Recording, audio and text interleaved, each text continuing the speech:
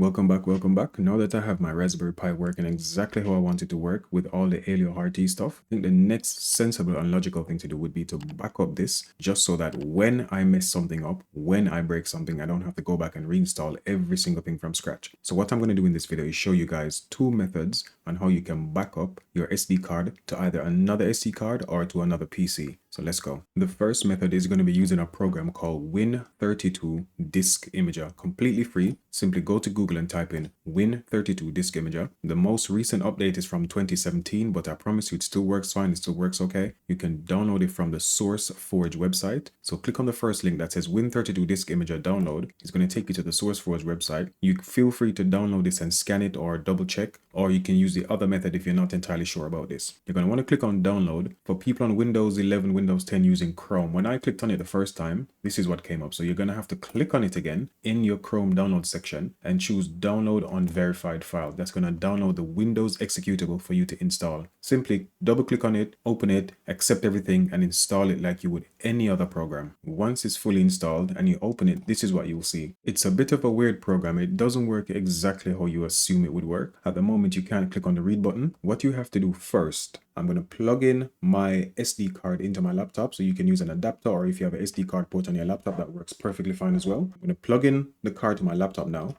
That was my Windows connection sound, and automatically you can see here it found the drive D. Now on my PC, that is the correct drive. You need to make sure that when you plug it in, you can go to this PC on your computer and double check the drive. And this is the drive here, D, E, and F, but it only finds D because these two aren't readable at the moment. I'm going to close it. From here, make sure it says D. What you're going to have to do first is choose where you want the image file to be saved. It doesn't give you the option to choose downloads or documents straight away. You click on the tiny folder next to that text box, click on it. I'm going to choose my downloads folder. I think I already have one in there, but I'm going to choose my downloads folder. And what I'm going to do, I'm going to type in Pi Alio RT backup .img, so .image. I'm going to click on open, and now I can read from it. So all you have to do at this point is simply click read. What's going to happen is if you have a 32 gigabyte card, it's going to make an exact copy of that card, not just of the space that's used. So even if you use 1 gigabyte of the 32, it's still going to make a 32 gigabyte file. Once you've selected your device and once you've chosen the save location, I'm going to click on read, and then it's just going to take its time and do its thing. It's going to take a very long time in most cases. So let it do its thing. And once it's finished, you have an image file. In my case, it's going to be my downloads folder. And if I need to write this back to the Raspberry Pi, I can use Raspberry Pi Imager and it works perfectly fine. The next method of this can be done directly from the Raspberry Pi itself. So this is me on a Raspberry Pi.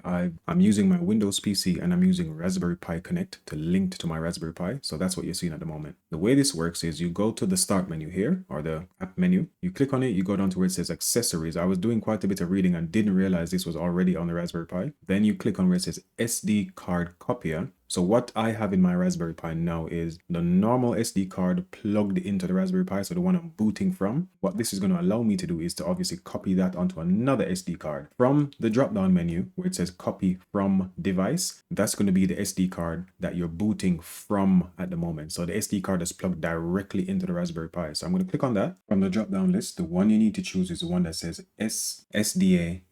Now, if you're putting in a brand new memory card that's never been touched before, it might just have one option here. But if you're putting in something that was written to before, it might say this. You might have to format it and get rid of it, but I'm not going to do that now. I'm just going to choose one that says SDA for me. I'm going to click on that. Even though this card at the top is 64 gigabytes and the card down here is 32 gigabytes, this should still work, because what's going to happen when you do it on a Raspberry Pi like this, it actually checks what has been used and only writes that to the new card. So if I go to my file manager quickly and I go to the bottom right down here, it says 36.1 gigabytes free and the total is 58. So it's only using roughly about 22 gigabytes. The 32 gigabyte card I put in there should be more than enough. So if I close this might take a very long time, but don't worry, just click start. It's going to ask you if you're sure you want to erase everything. I'm going to choose yes, let it do its thing, and then that's going to be it. That's going to be an exact copy of your Raspberry Pi with all the programs, all the software, everything installed. So if you're like me and you want to test out the Alio RT stuff, something is probably going to break along the line again. So this is probably a really good idea. I'm going to leave this to finish. Thanks for watching. Stay tuned. More Raspberry Pi stuff incoming.